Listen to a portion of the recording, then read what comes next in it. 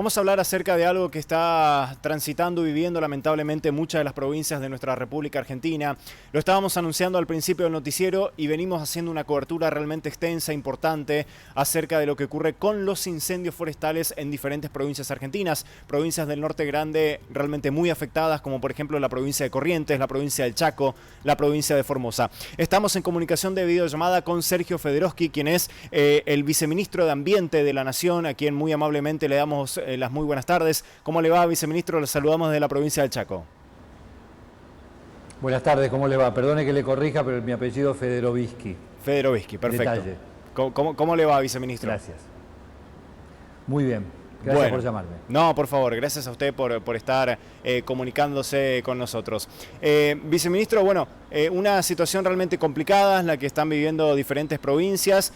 Se ha declarado a nivel nacional una emergencia que se está atendiendo, por supuesto, con diferentes frentes a esta problemática, ¿no? Sin ningún tipo de duda, tenemos un año, mejor dicho, 2 años de sequía muy extensa, lo que ha dado como resultado un verano tremendamente complicado.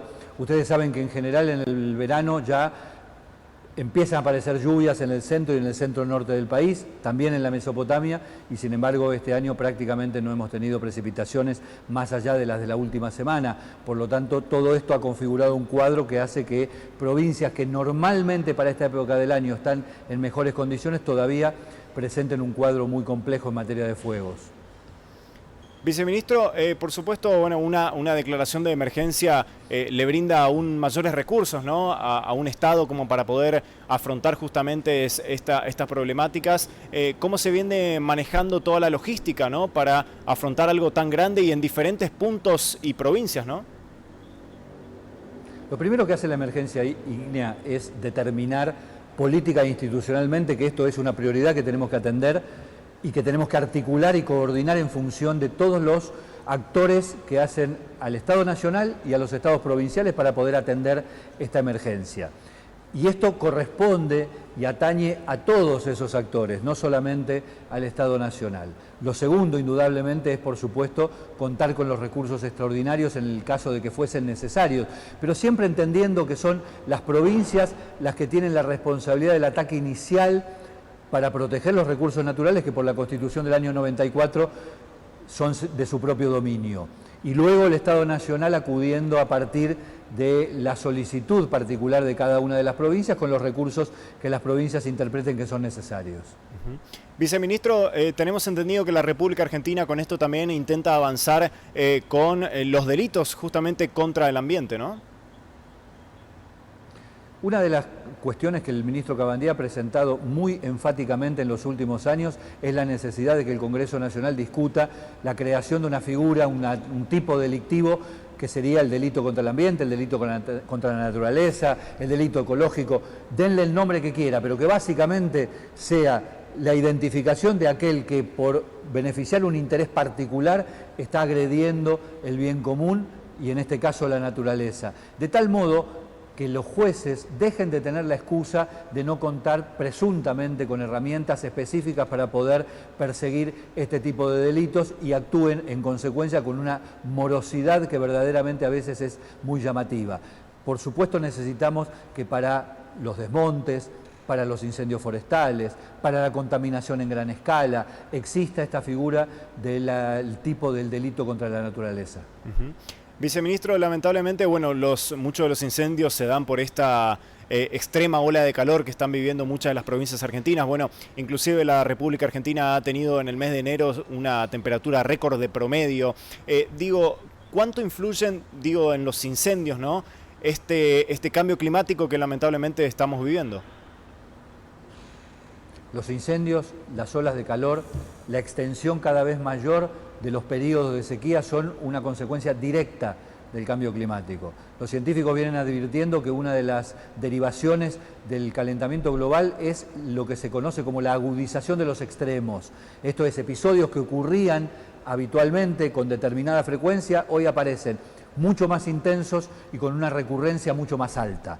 Esto es lo que estamos verificando en este momento, por eso estos incendios no son ni siquiera comparables a los que afectaban a la Argentina o a otros países del mundo 30 o 40 años atrás. Son incendios que los técnicos definen como de sexta generación y que son efectivamente incendios derivados de modo directo del cambio climático, porque por ejemplo una de las características es que el aumento sistemático de las temperaturas año tras año haga que la vegetación sufra un estrés hídrico que a la hora de la aparición del fuego se propague y arda como si fuese papel.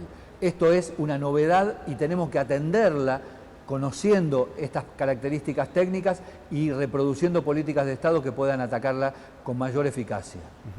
Viceministro, en estos últimos días lamentablemente ha perdido otra vez estado parlamentario el proyecto de ley de humedales. ¿Cuánto puede llegar a contribuir, digo, favorablemente a toda esta situación que pueda llegar a salir una ley de este tipo?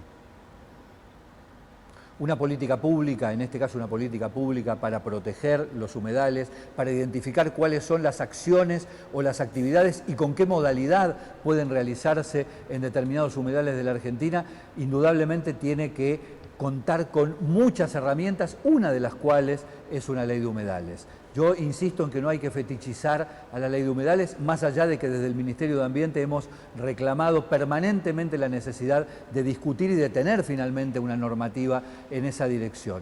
Lamentablemente el Congreso no ha considerado que en esta ocasión fuese necesario discutirlo.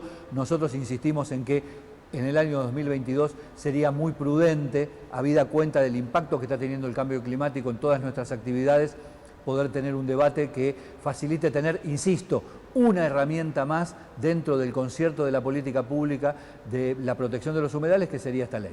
Claro, lamentablemente muchas de las zonas que hoy se están incendiando son humedales, ¿no? Bueno, principalmente la provincia de Corrientes lo está sufriendo mucho con los esteros de Liberá.